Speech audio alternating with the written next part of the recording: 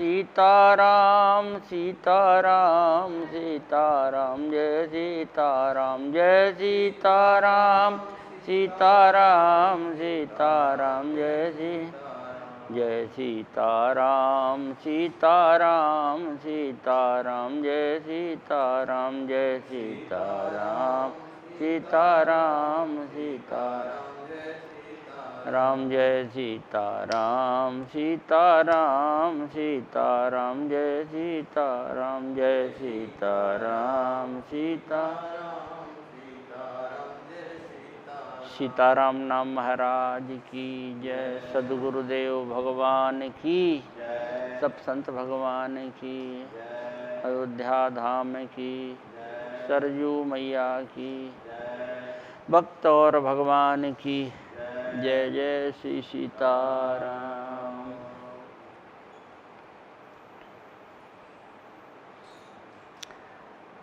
राम जी ने सबरी जी को नवधा भक्ति वर्णन करके सुनाई। उस नवधा भक्ति में अंतिम भक्ति बताई है जीवन में अत्यंत सरलता का होना। नवम सरल सब सन छलहीना, मम भरोस ही हर्ष न दीना। जीवन में सरलता हो, ये अंतिम भक्ति। कुछ ना हो, व्यक्ति सरल। सरलता का तात्पर्य भीतर बाहर एक हो। मनस्येकम वचस्येकम कर्मण्येकम महात्मनाम। मन वचन कर्म से एक है, जो भीतर है, वाणी में है, क्रिया में वही है। मनस अन्यत वचस अन्यत कर्मण अन्यत दुरात्मनाम। और दुष्ट का लक्षण, पापी का लक्षण क्या है कि मन में कुछ है, वाणी में कुछ है, करता कुछ है, मुख में राम, बगल में छुरी रखता है। तो ये अच्छी बात नहीं है। हम आपको श्री गोविंद जी की कुछ चर्चा सुना रहे हैं। गोविंद जी के जीवन में बड़ी सरलता थी, बहुत सरल थे, बच्चों जैसी सरलता। उनको कहीं से एक कीर्तन में उनका मन रम गया।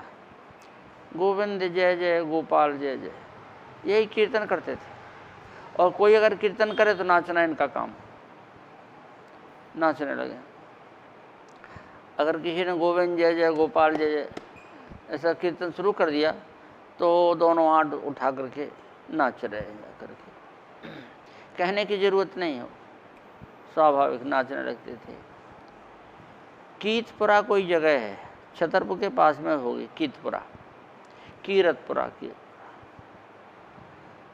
तो वहाँ पर कोई इनका संबंध था तो वहाँ गए। अच्छा, इनको कीर्तन शुरुआत कहाँ से हुई, कैसा इनका कीर्तन में प्रेम भाव था। गांव में थे तो अपने गाय बैल भैंस चराते थे, तो वहाँ और भी लोग जुट जाते थे, बरेदी कहलाते हैं, गांव बरेदी बोलते हैं। तो उन सबको बुला लेते थे, अपना भोजन सबको बांट देते थे और उनसे कीर्तन करवाते थे।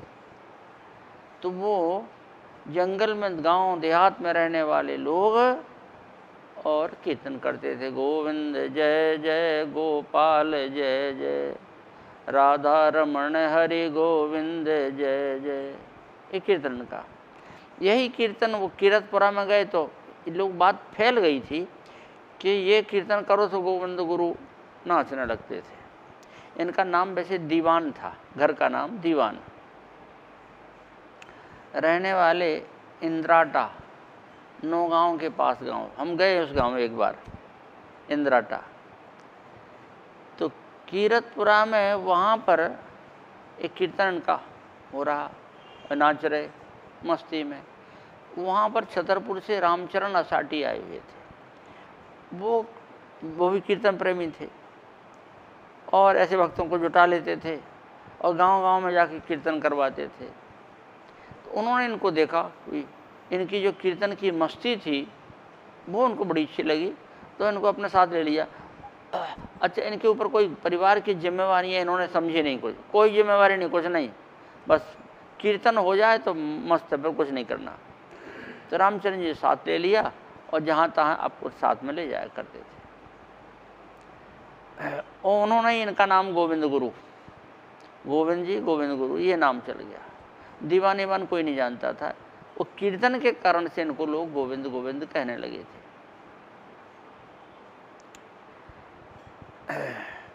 सरलता इतनी थी, और रामचरण जी ने समझा दिया इनको, वो बड़े चतुर थे। कीर्तन हो खूब जम के, ढोल मजीरा सब बढ़िया, ये अपने करताल लिए रहते थे। गोविंद जी कीर्तन ले करताल ले कीर्तन करें, नाचें। तो उन्होंने समझा दिया कीर्तन जब खूब जमे तब गिर पड़े हैं, गिर पड़े तो वो प्रचार करते थे, ओ देखो देखो गोविंद गुरु जो, तो कीर्तन में विभोर हो गए, प्रेम में विभोर हो गए हैं कीर्तन में, तो लाओ लाओ जल ले आओ, चरणों में तो उतारो इनका, ऐसा नाटक वो करवाते थे। किसी ने इनसे एकांत में पूछा कि आप मूर्छित हो जाते, उस समय कछु होश में रहत, आपको कछु ध्यान रहत? बोले हमें तो सब कुछ होश में रहत, हमसे तो दद्दा ने कही के गिर जाओ सो हम गिर जाते। ऐसी सरलता इनके जीवन में थी।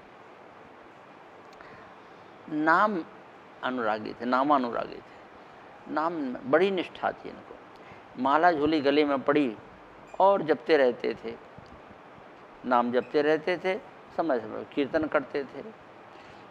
सोते समय में भी इनके ओंठ चलते हमने अपने देखा।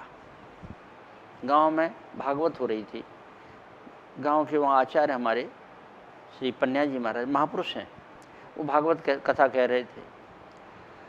बोले कथा में मज़ा नहीं आ रहा, श्रोते ढंग से नहीं है कोई, गोविंद जी आ जाएं तो आनंद आ जाए। तो हम गए, हम उनको आचार्य गुरु मानते, अब भी मानते हैं।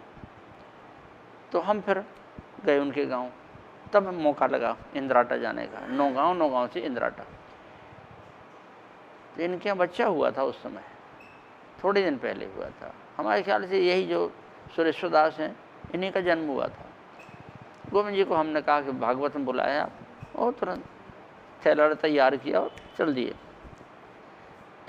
अपने यहाँ रह करके आसन का रहता था, गांव में जब घर था वहाँ। इनको हमने देखा है कि लेटे हुए सो रहे हैं और इनके ओंठ चल रहे हैं कीर्तन। ऐसे अनुरागी थे, कीर्तन में निष्ठा, और बड़ा सादा वेशभूषा, पीले कपड़े, धोती नीचे के पीले और ऊपर कुर्ता भी पीला, और माला झोली पीली, हाथ में बाल्टी, ये इनका वेशभूषा थी।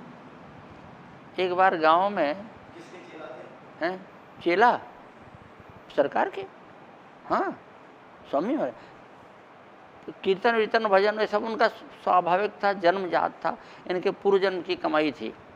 बाद में फिर गुरुदेव भगवान से मंत्र इन्होंने लिया, खजुआ में मंत्र दीक्षा इनकी हुई थी। नाम सरकार का सुन करके और खजुआ पहुंच गए और सरकार से प्रार्थना की, उनकी दीक्षा हुई। और गोविंद दास ऐसा नाम सरकार ने दिया। तो श्री राम, इनकी इस वेशभूषा के बारे में बता रहे हैं आपको कि गांव में कोई पार्टी बंदी, कोई झगड़ा बड़ा कुछ था, उसमें 107, 116 एक केस की धारा होती है पार्टी बंदी, उसमें इनका नाम किसी ने दे दिया।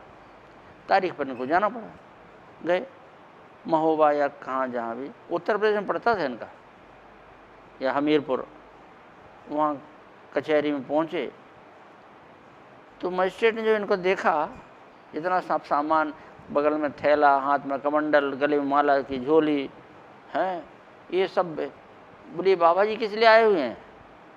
मजिस्ट्रेट ने पूछा ये किस लिए आए हुए हैं? कहा 107, 116 के मुंजे में ये भी है। अरे ये सामान तो अपना संभाल नहीं पा रहा है, ये क्या कि पार्टी बंदी करेगा, क्या झगड़ा करेगा, काटो इसका नाम काट दिया, बरी हो गई, छुट्टी हो गई इनकी। ऐसे, और कीर्तन में इनकी जो निष्ठा थी बड़ी विचित्र।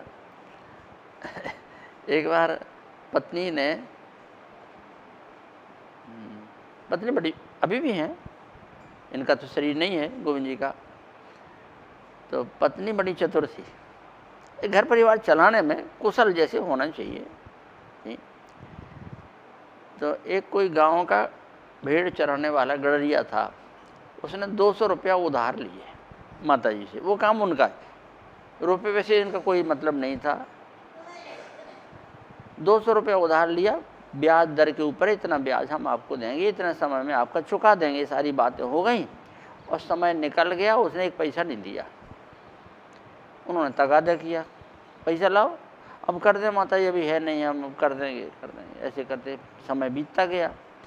एक दिन वो अपने बकरे बकरियां भेड़ लेकर के निकल रहा था इनके दरवाजे से, बड़ा सा बकरा था, पकड़ लिया इन्होंने, बांध लिया अपने, बोले पैसा ला, पैसा ला, तब बकरा छोड़ेंगे, नहीं तो बकरा तेरा हम बेच देंगे, सो हमारा पैसा मिल जाएगा हमको।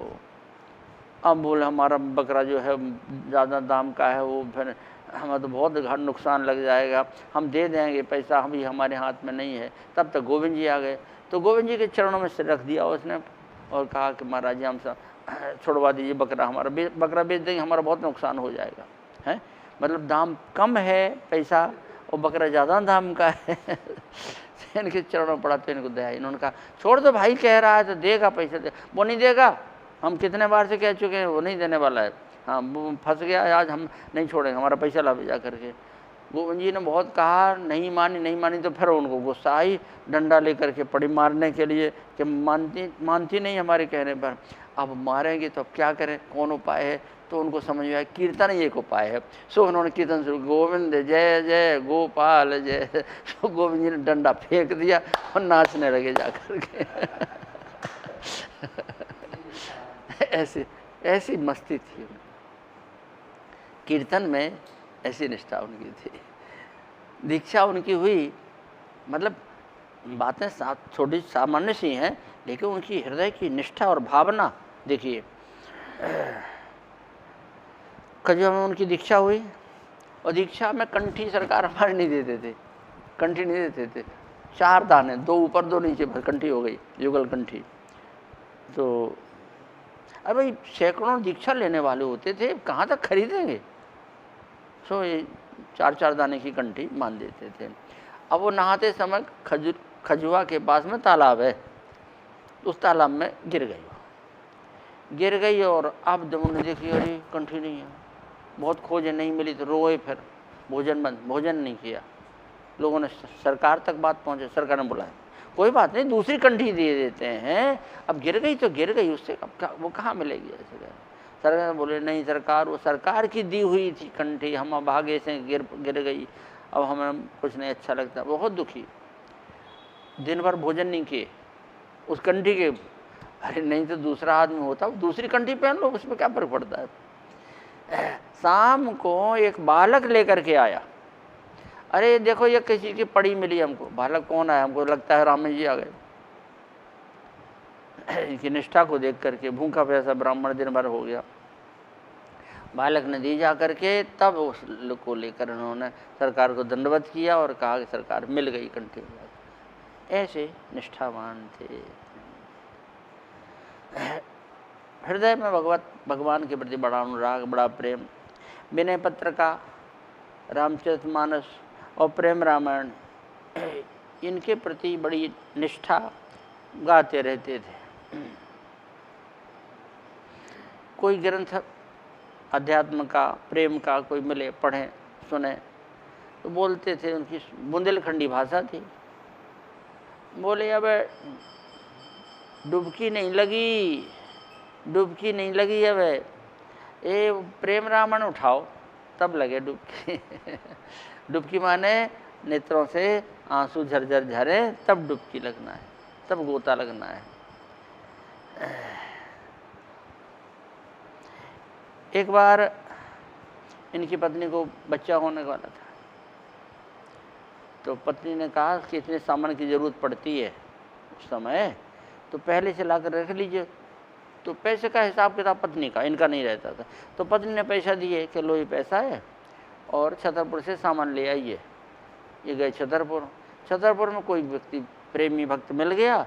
बोले अरे गोविंदा आपको पता नहीं है, वहाँ पर कौन मंदिर, शंकर जी का है, तालाब के बगल में। तो वहाँ आप कीर्तन अखंड बैठा, 1 महीने का कीर्तन बैठा।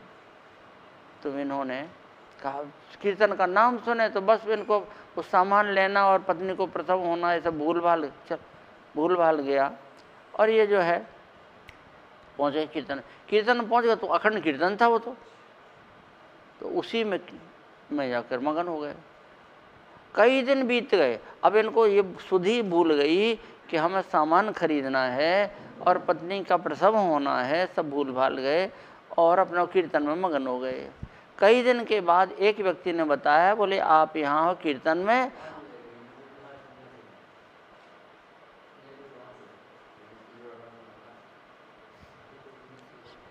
आप कीर्तन में मगन हैं यहाँ पर और पत्नी आपकी नौगांव अस्पताल में भर्ती है। अब इनको होश आया तो कहा कि हमारे पैसा, तब तक पैसा या तो कहीं गिर गया था या किसी ने चुरा लिया था, कुछ नहीं इनके पास में, कोरे रह गए।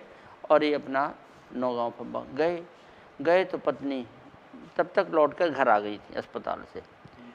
इनके मन में था कि पत्नी सुनाएंगी 10-20 बातें हैं कि पैसा भी ले गए और सामान भी नहीं लाए।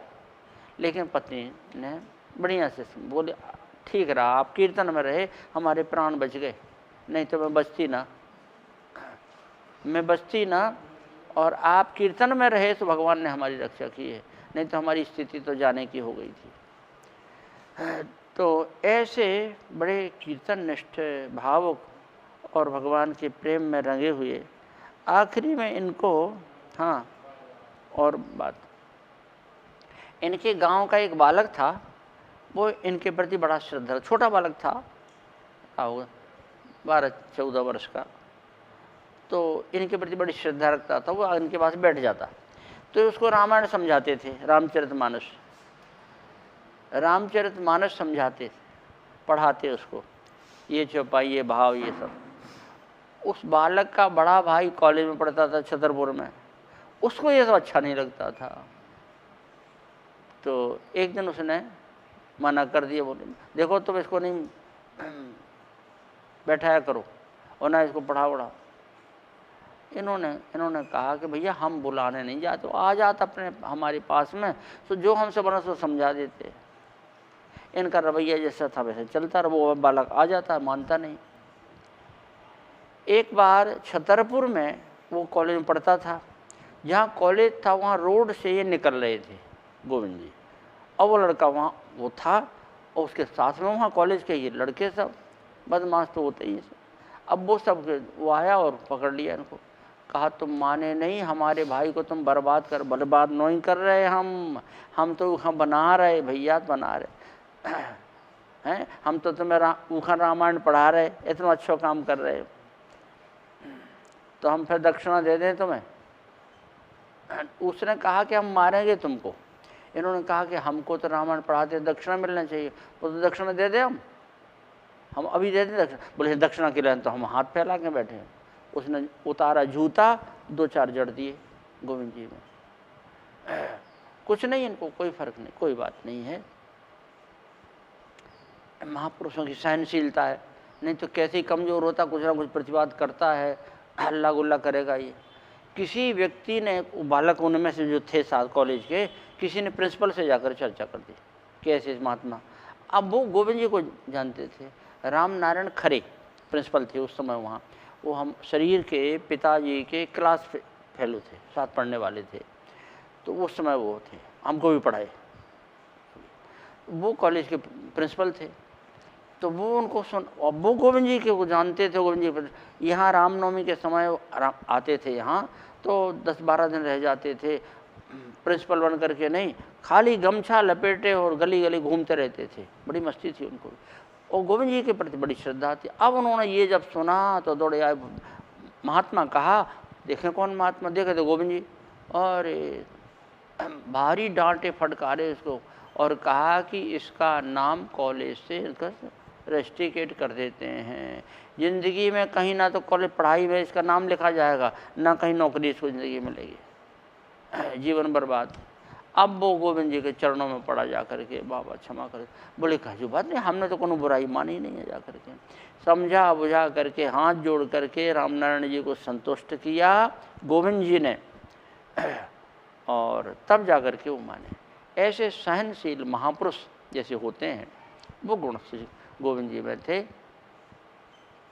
इनकी भजन की साधु वृत्ति को देख करके इनके ससुराल के लोग जो है इनको पसंद नहीं करते थे। तो एक बार की बात है, वो चाहते थे कि ये ख़त्म ही हो जाए, तो हमारी बेटी जो है वो कहाँ किसके जाके गले मर दी हमने, और फिर हम कहीं दूसरी जगह भेज दें उसको इनको ख़त्म कर दें। एक बार ये लिवाने पहुंच गए, पत्नी थी अपने नैहर में, पठापुर कोई जगह है छतरपुर के पास, जहाँ भी हो पठापुर। तो वहाँ पर ये गए, साथ में भी 2-3 लोग और भी थे गांव के। तो उन्होंने मना कर दिया, बोले नहीं भेजेंगे, अभी नहीं भेजेंगे, इतने दिन के बाद भेजेंगे। तो गांव के साथ के लोग तो चले गए, लौट गए वापस, और गोविंद जी को तो कुछ काम नहीं है, तो इनको चाहे जहाँ रम जाए। 2-4 मिल गए, कोई कीर्तन भजन वाले थे, कीर्तन ससुराल में ही रह गए। अब ससुराल के लोग परेशान थे, इनकी साधु वृत्ति, इनका तिलक और ये सब। उन लोगों ने बदमाश लोग गांव के तैयार किए। वो बदमाश आए, बोले चलो गोविंद बैल खरीदने जाना हमको, चलो साथ में, अच्छा ठीक रहेगा। इनसे कहा तो इनको चलो, तुम्हारा जो झोली गले में डाली जिन्होंने, ठाकुर जी का थैला बगल में लिया और चले गए उनके साथ में। समझे कि सही में इनको कहीं बैल खरीदने जाना है, हम बैठे हैं, चलो हम क्या करते हैं। गए, केन नदी पार करके उस पार कोई गांव में, वहाँ शाम हो गई तो एक बैलों की जोड़ी गांव की उन लोगों ने खोल ली चोरी से, और लेकर के चलने को हुए। तब तक गांव में हल्ला मच गया, जा करके चोर चोर चोर चोर। तो वो भागे, और भागे तो गोविंद जी साथ में भागे। तो वो आए तो एक बेर थी, बेर जानते, बेर कुआं जिसमें सीढ़ी होती है नीचे तक पहुँचने तक, उस बेर में घुस गए वो। गोविंद जी इस सब राह से सबसे अलग थे, दूर थे। उन्होंने कहा शाम हो गई है, अभी तक हमारे ठाकुर जी की आरती नहीं हुई शाम की। सो वहाँ जाकर के बेर के ऊपर कहीं बैठ गए, चबूतरा था वहीं बैठ गए, ठाकुर जी बैठाए और बजाया शंख इन्होंने छोड़ के। तब वो बदमाश जो लोग गांव के लोग खोज रहे थे, उन्होंने कहा अरे ये तो बाबा जी हैं, भजन कर रहे हैं यहाँ पर, यहाँ वो सब नहीं है। तो इनके कारण से वो बच गए, नहीं तो उनको मार पड़ती और जेल जाते, पकड़े जाते। और जब सब लोग खोजने वाले चले गए गांव के, तब इनको वो बदमाश निकल के बाहर आए। तब तक रात और बढ़ गई थी। इनको लेकर के अब चलो भैया, बच गए, इनके कारण से बचे। अब भी उनके मन में दुर्भाव बना रहा कि कैन नदी में इनको मार के फेंक दो जाकर। पहुँचे नदी में पानी था। तो पानी था तो कहा कि गोविंद तुम पता लगाओ इसमें कितना पानी है, डूबो तो तुम ही डूबो जा कर के। तो ये गए और गए तो इनको कहीं घुटनों भर कहीं कमर भर जल ऐसा था। तो उस पार पहुँचे, और गोविंद जी उस पार पहुँचे तब तक नदी में आ गई बाढ़, और बाढ़ आ गई तो नदी हो गई आर पार। तो ये कहते थे कि हम इस पार और वे सब उस पार, और नदियाँ हो गई आर पार। अब नहीं आ पाए, वो बाढ़ आ गई। तो ये तो अपना चले आए वहाँ से, आवाज़ लगाए होंगे। उन्होंने कहा अब हमारे बस का नहीं है, तो बहुत पानी हो गया। ये उस पार पहुँच गए, ये तो निकल घर चले आए। वो लोग गए फिर पुल से। अच्छा, गांव के लोगों ने, पुलिस वहाँ रहती थी, कैन नदी बड़ी नदी है, उसके पुल के ऊपर में पुलिस रहती थी। तो गांव के लोग वहाँ सूचना दे चुके कि यहाँ पर बदमाश लोग आए हुए हैं, और वो निकले पुल पर से, सब पकड़ गए। पुलिस ने उनको जा कर के बंद कर दिया। ये लौट के घर आ गए। मतलब जाको राखे साइया, इनकी सुरक्षा भगवान करते थे। इनका अंतिम समय जीवन का जो आया, उस अंतिम समय में इनको शुगर हो गई थी, है। तो लोग वाग परेशान करते थे, लो गोविंद प्रसाद ले लो। इन्होंने कहा भैया हमको शुगर है। अरे भगवान का प्रसाद है, प्रसाद को थोड़ी मना करते हैं, इनको जबरदस्ती खिला दे। तो धीरे धीरे इनकी स्थिति बिगड़ गई, छतरपुर अस्पताल में भर्ती हुई है। तो वहाँ पर दवा वगैरह होती रही लेकिन ठीक नहीं हो पाए। मथुरा दास जी जिनसे मिलने के उस समय विरक्त साधु नहीं हुए थे, अब तो अयोध्या जी में रहते हैं, महात्मा हैं, महापुरुष उस क्षेत्र के, वो भी रत्न हैं। वो दर्शन करने के लिए पहुंच जाते थे, मिल लेते थे, सत्संग हो जाता था। सत्संग होता था जाकर के, तो सत्संग में गोविंद जी जो है आंखों से आंसू बहावे रोते थे। दर्द बढ़ गओ का, बोले दर्द नहीं बढ़ गओ, पट्टियाँ हो रही है माने जो सत्संग की मरहम पट्टी हो रही है, दर्द नहीं है। आखिरी समय जब इनका आया तब अपना कीर्तन तो इनका भगवान का नाम जब तो चलते ही रहता था, सीताराम सीताराम सीताराम सीताराम। जब बिल्कुल अंतिम श्वास आई तो उठ के बैठ गए और जोर से सीताराम चिल्लाए, जोर से। अस्पताल में जितने मरीज थे सब घबरा गए, क्या हुआ क्या हुआ क्या हुआ। जोर से सीताराम, ऐसे भगवान का नाम लिया और नाम लेके शरीर छोड़ दिया। ऐसे महापुरुष गोविंद जी थे। देखने में वो सीधे भारी सरल, लेकिन ये सरलता सामान्य नहीं है, सामान्य किसी के भाग्य में नहीं है। सरकार भी इनको बहुत मानते थे। इनके पुत्र सुरेश्वर दास जी, उनको ये जान करके गोविंद जी के बालक हैं स्थान में रखा, राम जी के स्वरूप बनते थे, पढ़ाया। और इस समय वर्तमान में वो इंदौर में हैं और विद्वान हैं, किसी विद्यालय में अध्यापन करते हैं, पढ़ाते हैं और श्रीमद् भागवत की कथा कहते हैं, बड़े अच्छे हैं। अभी 2 महीने पहले हमारी उनसे भेंट इंदौर में हुई थी। तो ऐसे गोविंद जी का चरित्र है।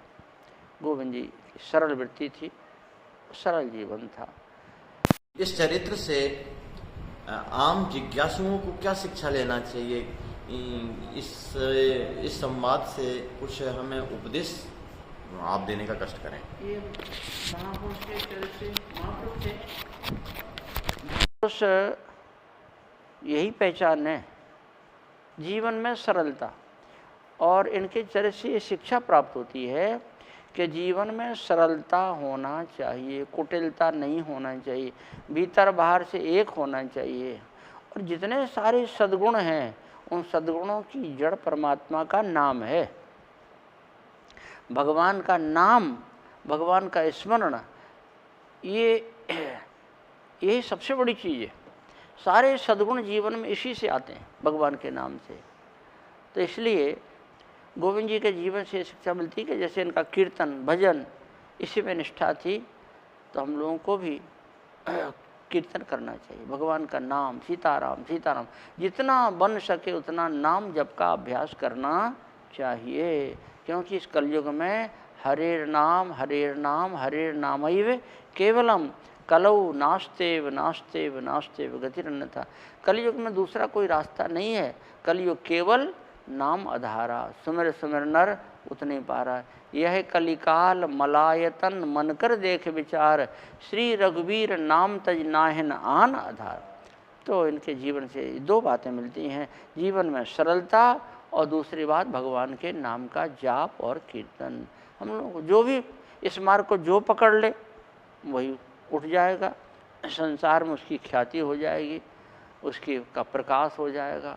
राम नाम मणि दीप धरु जी देहरी द्वार, तुलसी भीतर बाहर जो चाहसी उजियार। अगर भीतर बाहर से प्रकाश चाहते हैं जीवन में, हमारे जीवन में प्रकाश आए, तो क्या करना चाहिए? सीताराम सीताराम सीताराम सीताराम। श्री सीताराम नाम महाराज की, गोविंद जी महाराज की जय हो, जय हो की जय हो।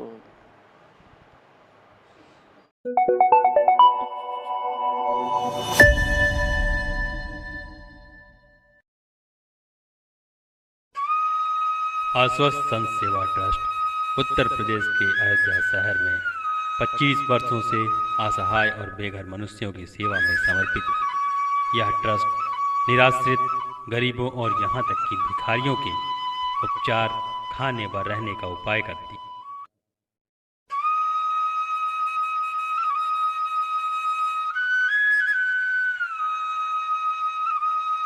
गंभीर रोगों से ग्रस्त गरीबों का भी उपचार ट्रस्ट के द्वारा कराया जाता है।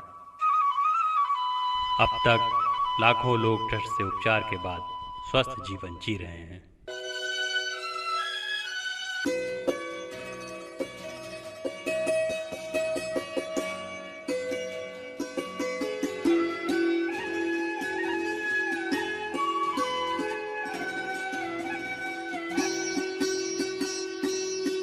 कभी प्यासे को पानी पिलाया नहीं, बात अमृत पिलाने से क्या फायदा।